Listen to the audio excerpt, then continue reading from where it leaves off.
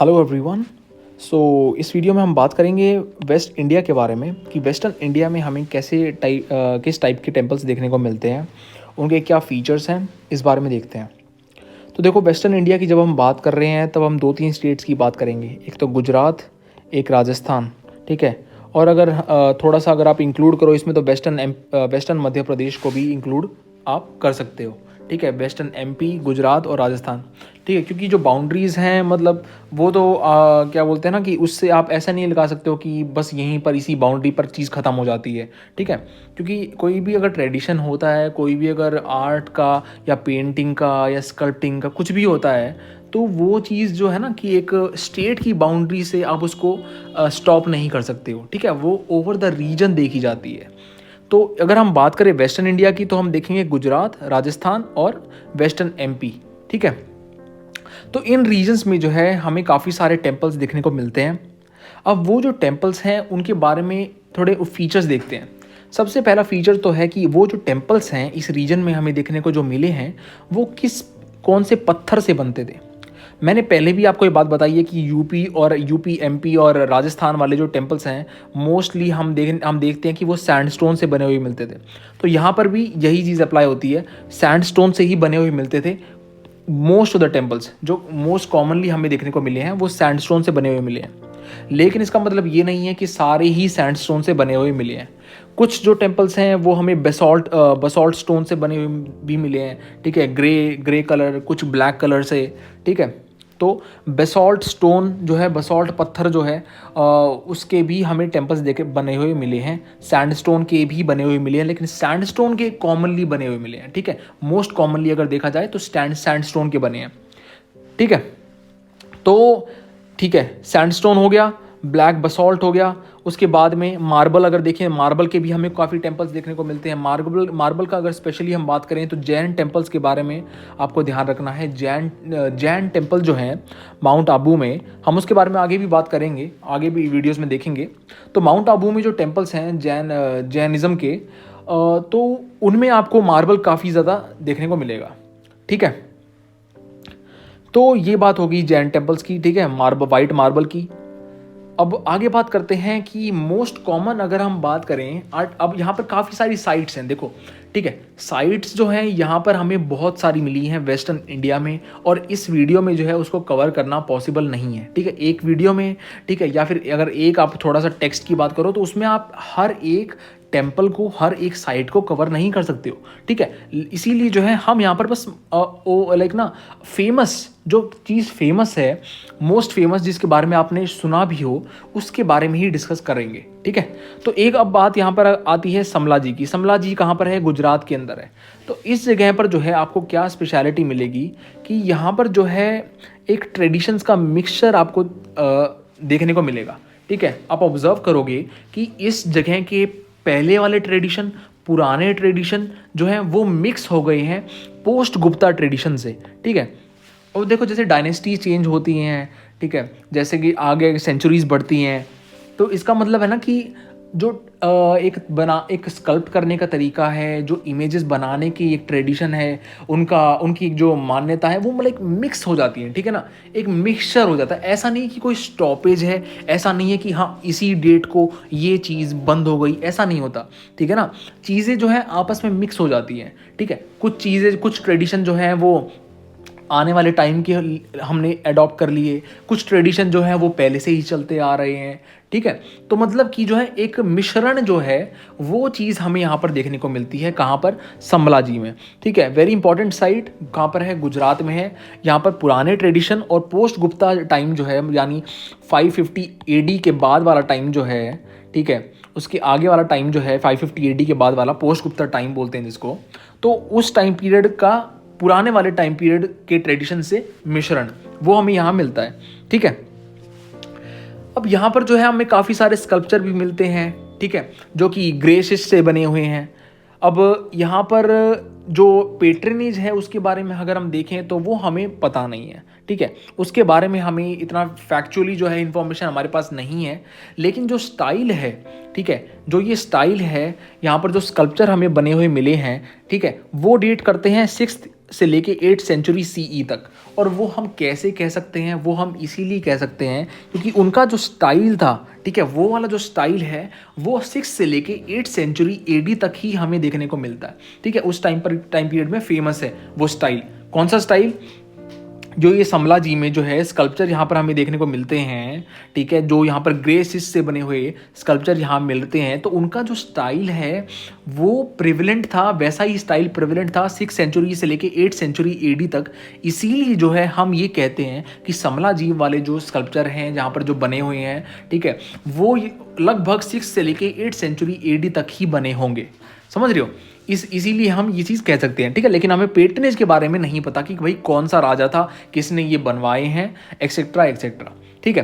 अब चलो, ये तो थोड़ी सी बात मैंने कहा हमने कर ली समला जी की। इसको आप आंसर में भी लिख सकते हो, आंसर में नोट डाउन कर सकते हो, ठीक है, कि मिश्रण देखने को मिलता है ट्रेडिशंस का, ठीक है।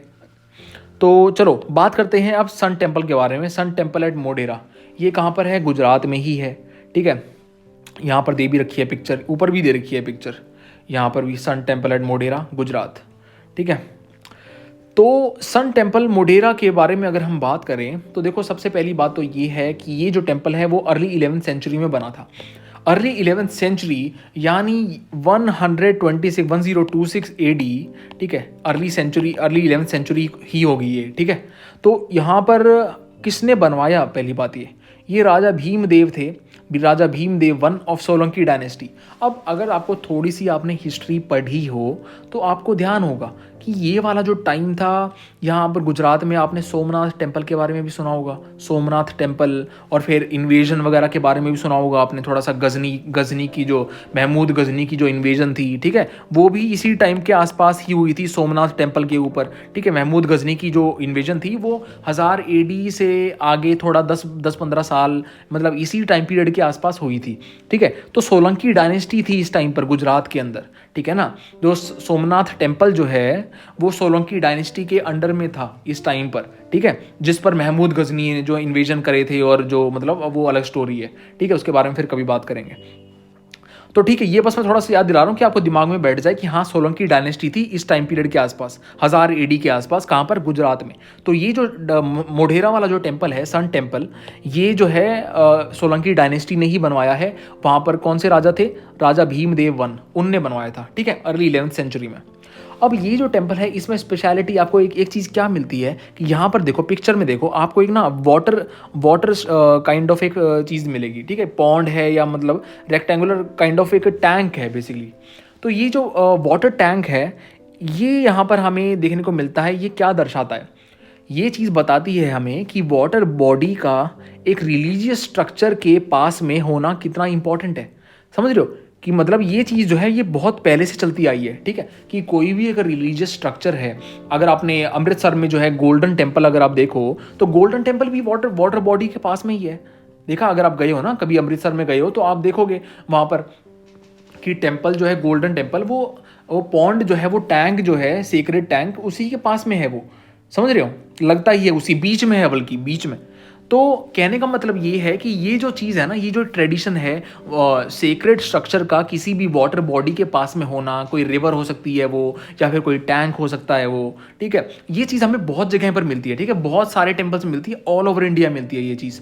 तो यही चीज़ दर्शाती है कि हाँ भाई, वाटर बॉडी भी काफ़ी इंपॉर्टेंट थी, जो पहले से चीज़ें चलती आ रही है। ये ट्रेडिशन जो है पहले से, बहुत पहले से चलता आ रहा है, ठीक है। अब ये थोड़ा सा पॉन्ड के बारे में, जो ये टैंक है इसके बारे में बता रखा है। ये रेक्टेंगुलर है शेप में बेसिकली, और one of the grandest temple tank है ये इंडिया का, ठीक है। अब इसके फीचर जो है उसके बारे में थोड़ा सा देखते हैं। अगर आप ध्यान से देखो तो आपको यहाँ पर जो है ना, यहाँ पर अगर छोटा छोटा आप देखो, जूम करो तो इस यहाँ पे मूर्तियाँ से आपको ना एक श्राइन मिलेगी, छोटी सी श्राइन बना रखी है, ठीक है। ये देखो, ये यहाँ पर सर्कल कर रहा हूँ मैं, तो ये श्राइन जो है ये 108 है नंबर में, ठीक है, 108, 108। अब ये 108 जो श्राइन यहाँ पे स्कल्प्ट कर रखी हैं, ठीक है, सीढ़ियों के बीच में, ये भी एक बहुत इंपॉर्टेंट फीचर है सन टेम्पल का यहाँ पे मोढेरा में, ठीक है। 108 जो श्राइन यहाँ पर स्कल्प्ट करी हैं सीढ़ियों के बीच में, वो भी एक बहुत इम्पॉर्टेंट फीचर है इस मंदिर का। ठीक है, तो ये हो गया रेक्टेंगुलर पॉन्ड के बारे में। यहाँ पर क्या बोलते हैं, रेक्टेंगुलर जो ये टैंक है, वाटर टैंक। फिर यहाँ पर हमने श्राइन के बारे में भी बात कर ली, 108 हैं। ठीक है, 108 एक बहुत ही ना एक सेक्रेड नंबर है। ठीक है, आपने अगर रुद्राक्ष की माला भी अगर कभी आप पहनते हो या आपने मतलब हाथ में ली है, तो आपको पता होगा कि उसमें भी जो बीड्स होते हैं वो 108 ही होते हैं। ठीक है, 108, ठीक है, 108, तो मतलब बहुत सेक्रेड नंबर है। 108 जो है एक सेक्रेड नंबर है। ठीक है, तो चलो कंटिन्यू करते हैं। यहाँ पर श्राइन के बारे में बात कर ली। फिर इसके बारे में यहाँ पर अब एक हमें मंडपा भी देखने को मिलता है जहाँ पर लोग इकट्ठा होते होंगे। ठीक है, तो ये जो मंडपा है इसकी एक स्पेशल फीचर है कि ये सारी तरफ से खुला हुआ है। ठीक है, ओपन है, मतलब कि ऐसा नहीं कि एक दरवाज़ा है कोई, मतलब समझ रहे हो कि इसकी जो एंट्रेंस है, इसकी जो एंट्रेंस है वो हर जगह से है। ठीक है, आप यहाँ पे कहीं किसी भी साइड से एंटर कर सकते हो इस मंडपा में, समझ रहे हो। तो मतलब कि ये जो एक फीचर है ना, ये भी एक बहुत इंपॉर्टेंट फीचर है वेस्टर्न इंडिया में। इस टाइम पर हमें काफ़ी सारे central Indian temple, basically central Indian और वेस्टर्न इंडियन दोनों जगह पर जो टेम्पल्स हमें देखने को मिले हैं, वहाँ पर हमें ये फीचर ज़रूर मिलता है। ठीक है, कि मंडपा जो है वो खुला है, हर जगह से हर तरफ से खुला हुआ है। ठीक है, तो यही चीज़ है यहाँ पर, ये फीचर हमने देख लिया। ठीक है, अब यहाँ पर जो है एक आपको बात ध्यान में रखनी है कि ये जो कार्विंग है, ठीक है, वुडन कार्विंग जो है, गुजरात का एक जो ट्रेडिशन है वुडन कार्विंग का, ये बहुत ही इन्फ्लुएंशियल है। ठीक है, हमें काफ़ी सारी कार्विंग देखने को मिलती हैं, काफ़ी सारे स्कल्प्टर वर्क देखने को मिलते हैं। यहाँ पर हमने श्राइन का एग्जाम्पल तो देख ही लिया कार्विंग का। ठीक है, लेकिन इसमें अगर ध्यान दो कि कार्विंग का ट्रेडिशन जो है गुजरात का वो तो फेमस है, वुडन कार्विंग का ट्रेडिशन जो है गुजरात का वो तो काफ़ी फेमस है, लेकिन इस टेम्पल का जो श्राइन है, ठीक है, सेंट्रल जो श्राइन है, उस पर आपको कार्विंग देखने को नहीं मिलेगी। ठीक है, उस पर आपको बिल्कुल भी कार्विंग देखने को नहीं मिलेगी, ये बिल्कुल प्लेन है। ठीक है, ये बात आपको ध्यान में रखनी है कि वुडन कार्विंग जो ट्रेडिशन है गुजरात का वो काफ़ी इन्फ्लुएंशियल है, वो काफ़ी फेमस है और काफ़ी सारी हमें स्कल्पचर वर्क देखने को मिलते हैं। ठीक है, उससे हमें पता चलता है कि वुडन कार्विंग ट्रेडिशन गुजरात का वो बहुत फेमस है, उसी चीज़ से पता चलता है। ठीक है ना, वर्क से पता चलता है। लेकिन अगर इस सेंट्रल श्राइन में हम देखें, स्मॉल जो श्राइन है, सेंट्रल श्राइन इस सन टेम्पल की मोढेरा में, वो जो है प्लेन है। ठीक है, उसकी वॉल जो है, उसकी दीवारें जो हैं वो प्लेन है, उस पर कोई स्कल्पचर वर्क नहीं किया हुआ। लेकिन काफ़ी मतलब यूनिक चीज़ है कि मतलब एक ही जगह वो जगह स्कल्पचर के लिए फेमस है, लेकिन उसी जगह पर एक दीवारों के ऊपर एक सेंट्रल श्राइन में कोई भी स्कल्पचर नहीं है। ठीक है, तो ये एक काफ़ी यूनिक चीज़ है। अब एक और बात आपको ध्यान में रखनी है कि ये जो टेम्पल है ये ईस्ट को फेस करता है। हमने थोड़ी देर पहले भी मतलब क्या बोलते हैं पिछले वेस्टर्न इंडिया वाले वीडियो में भी देखा था। वेस्टर्न इंडिया वाले में नहीं, आई थिंक हमने उसमें देखा दशावतार वाला जो टेम्पल था, दशावतार वाला सेंट्रल इंडिया क्या बोलते हैं सेंट्रल इंडिया वाला जो टेम्पल था, उसमें हमने देखा था दशावतार वाले टेम्पल में कि that was a waste facing. ठीक है ना, अगर आपने मेरा वीडियो देखा हो तो आपको पता होगा कि that was the waste facing temple. ठीक है, जो कि बहुत ही कम मिलते हैं क्योंकि मोस्ट ऑफ द टेम्पल जो हैं वो ईस्ट फेसिंग होते हैं या फिर नॉर्थ फेसिंग होते हैं। ठीक है, तो ये बात आपको ध्यान में होनी चाहिए कि मतलब ये वाला जो टेम्पल है वो तो ईस्ट फेसिंग है। ठीक है, ये वाला तो टेम्पल तो ईस्ट फेसिंग है। मैं बस थोड़ा सा वो कनेक्ट कर रहा हूँ कि दशावतार वाला जो टेम्पल था वो जो है जिसमें शेषशायन और नर नारायण और गजेंद्र मोक्ष की जो आपको स्कल्पचर मिले हैं, वो वाला जो टेम्पल था दशावतार वाला दियोगढ़ में, वो वाला वेस्ट फेसिंग था। ठीक है, वो यूनिक है, यूनिक चीज़ है। ठीक है, तो चलो ठीक है, ये वाला जो टेम्पल है मोढेरा वाला टेम्पल, ये ईस्ट फेसिंग है। और इसमें क्या एक इंपॉर्टेंट चीज़ है कि इक्विनॉक्स का जो टाइम होता है, इक्विनॉक्स का टाइम कौन सा होता है?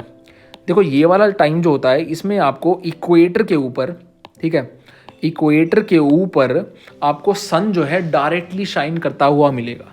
यानी इस दिन पर दिन और रात, ठीक है, दोनों का जो टाइम पीरियड है वो अप्रॉक्सीमेटली सेम होता है। ठीक है, इक्विनॉक्स पर, ठीक है, इक्विनॉक्स पर जो है, इक्विनॉक्स का जो टाइम होता है उस टाइम पर दिन और रात अप्रॉक्सीमेटली सेम होते हैं क्योंकि सन जो है वो डायरेक्टली शाइन करता है इक्वेटर के ऊपर। ठीक है, तो ये बात आपको समझ में आ गई होगी इक्विनॉक्स के टाइम पर क्या होता है कि इस टेम्पल में जो सन है वो डायरेक्टली शाइन करता है, मतलब सेंट्रल श्राइन जो है, गर्भगृह जो है उसमें डायरेक्टली शाइन करता है, ठीक है, इक्विनॉक्स के टाइम पर। ये भी एक इंपॉर्टेंट चीज़ है इस टेम्पल के बारे में, और इसीलिए इस टेम्पल का नाम रखा है सन टेम्पल। समझ रहे हो, टेम्पल का नाम ही सन टेम्पल इसलिए रखा है क्योंकि because sun directly shines into the central shrine at the time of equinox. ठीक है, तो आई होप की बात समझ में आ गई होगी। This was all about the western India. I hope कोई भी डाउट नहीं होगा, मैंने सब कुछ समझा दिया है, इसमें हमने सब कुछ डिस्कस कर लिया है, and you have enough material to write about all this. ठीक है, अगर आपको मेंस एग्जाम में या फिर अगर आप स्कूल में पढ़ते हो तो भी आपके आंसर लिखने में आपके पास में बहुत मटीरियल है। ठीक है, मैंने इतने अच्छे से समझा दिया आपको। तो that's all for this video. ठीक है, अगले वीडियो में बात करेंगे ईस्टर्न इंडिया के बारे में, ईस्टर्न इंडिया में कौन से टेम्पल्स मिलते हैं हमें। So study well, take care, bye bye, जय हिंद।